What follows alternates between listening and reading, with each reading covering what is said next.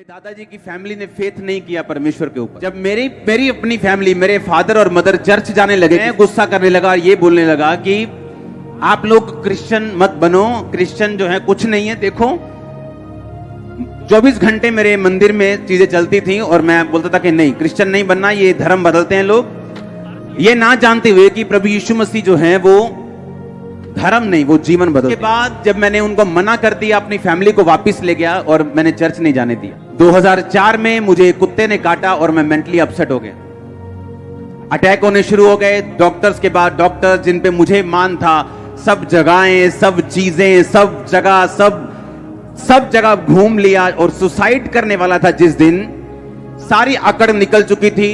धर्मों के बारे में बात करना बंद कर दिया था, कुछ नहीं मैं करता था, सिर्फ सुसाइड करना और हैवी डोज नशे की लेके स्पेशल सुल्तानपुर साइड से नशा लेने जाना और स्पेशल नशा करना ताकि मैं नशे में रहूं और मुझे अटैक ना हो।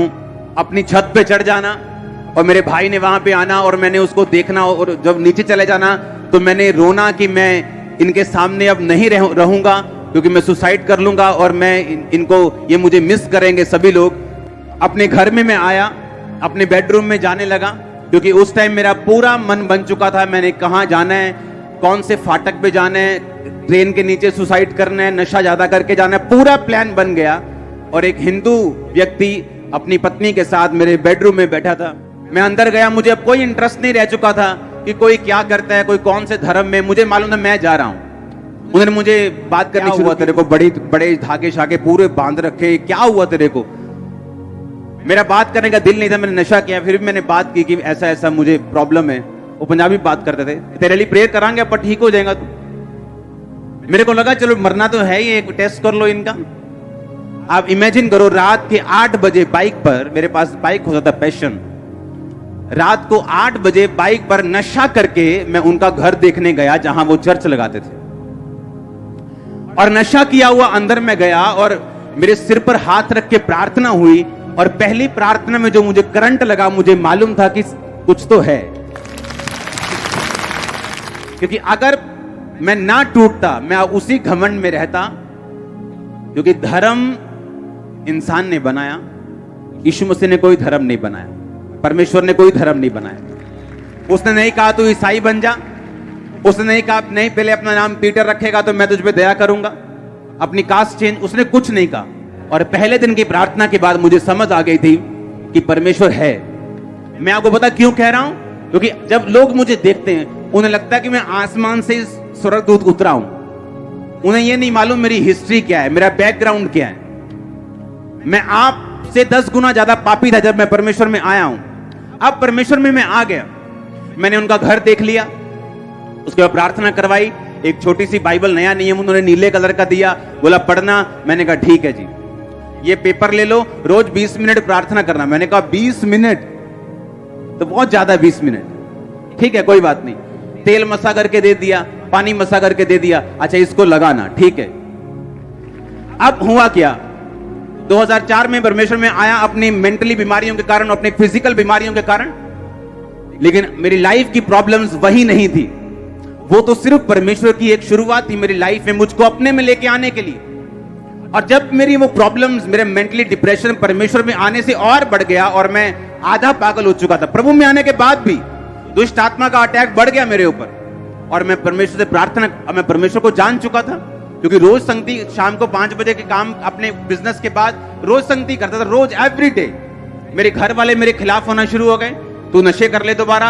वही घर वाले जिन्होंने मुझे भेजा चर्च में, वही बोलते थे नशे कर लो दोबारा, जो मर्जी करो, चर्च में नहीं जाना है, चर्च नहीं जाना, रोज शाम को नहीं जाना, बिजनेस करो, ये करो, बहुत बड़ा बिजनेस है, ये हो जाएगा, वो हो जाएगा, नहीं तुमको ऐसा नहीं करने। रिश्तेदार, ओए तो वापिस आएगा अपने धर्म में, तुझको पछताना पड़ेगा, तेरे पास्टर को मारेंगे, थप्पड़ मारेंगे, पीटेंगे, उसे रास्ते में पकड़ लेंगे। आप नहीं जानते, रोज रोज घर में कलेश इतना होता था, आप इमेजिन भी नहीं। अगर आप कई लोग ऐसे होते, वापिस चले जाते। और इस तरह से धीरे धीरे धीरे मैं परमेश्वर की ओर खींचा चला गया। उसके बाद जब मैंने देखा लोगों पे ले हैंड होते, लोगों को हील होते, मैंने खुद ले हैंड करना शुरू किया और खुद लोगों को हील होते देखा अपनी आंखों के साथ। मैं डॉक्टर के पास गया एक दिन, 5 की बात है। मैंने कहा डॉक्टर साहब मुझे पेट की दवाई खाते इतनी देर हो चुकी है, मैं थक चुका हूं। मैं अगर एक बाइट मैंने गलती से कुल्फी की ले ली ना, अगर एक बाइट ऐसे एक बाइट, 8 घंटे वो कुल्फी यहां रहती थी मेरे गले में, 8 घंटे 10 घंटे। अगर एक चम्मच मैंने दाल खा ली, अगर उसमें अगर हल्की सी मिर्ची है, तो वो एग्जैक्ट टेस्ट यहां गले में मेरे 8 घंटे 10 घंटे रहता था। और मैं प्रभु से बोलता था, प्रभु मार दे, इससे अच्छा ये है कुछ नहीं खा सकता, दाल बिना नमक बिना मिर्ची। और उन्हीं दिनों में एक बंदा रहता है यहां पे जलंधर में, बस्तियों की तरफ, वो मेरे पास आके बोलता है कि मेरे पेट में एक रोग है, मैं कुछ भी खा नहीं सकता, दवाइयों से हल नहीं होता, आप मेरे लिए प्रार्थना करो। उस पे प्रार्थना की, सेम डे हीलिंग। उसने जाके कहता मैंने मछली खाई, क्योंकि वो यूपी की साइड के। सुना मेरी बात, और मैं प्रभु से कह रहा हूं परमेश्वर ये सेम बीमारी मुझे और इसको नहीं बता, और मैं इस पे प्रार्थना कर रहा हूं, ये हील हो चुका और मैं ऐसे ही हूं, कुछ नहीं हुआ, ऐसे चलता रहा, डॉक्टर के पास जाता रहा। एक दिन जब मैं डॉक्टर के पास से वापिस आ रहा था, आप इमेजिन नहीं करोगे मेरी लाइफ कैसे थी। उसने कहा 12 साल से पेशेंट दवाई खा रहे हैं, तू ज्यादा मत सोचा कर। और मैं हैरान हो रहा हूं कि परमेश्वर मैं तेरी सेवा करता हूं, मैं लोगों पे ले हैंड करता हूं, लोग हील होते हैं और मैं बीमार हूं। जब वो डॉक्टर ने इतनी बात बोली कि 12 साल मैंने बाहर आया हॉस्पिटल से, मैंने गुस्से से दवाई फेंकी, मैंने कहा मैंने नहीं खानी, कुछ भी हो जाए। अब इमेजिन करो, मुझे नहीं मालूम था कि मेरी प्रार्थना सुनी जा रही। परमेश्वर का थैंक्स करता रहा। इंस्टेंट हीलिंग हुई मुझे, इंस्टेंट हीलिंग, और मैं हील हुआ, मेरा फेथ बढ़ा। मैंने कहा अब आया मजा। हमारा गोडाउन था यहाँ पे किराए पे पीछे, और हमें मालूम नहीं था कि मैं यहां पे आऊंगा। गोडाउन था सैनिटरी का, टाइल्स का। सुनो मेरी बात, ओके, आज मेरे पास कितना कुछ है, इससे आपका विश्वास बढ़ सकता है, लेकिन मैं जिन चीजों से निकला हूं, अगर मैंने आपको वो बताई, आप कभी सेम नहीं रहे।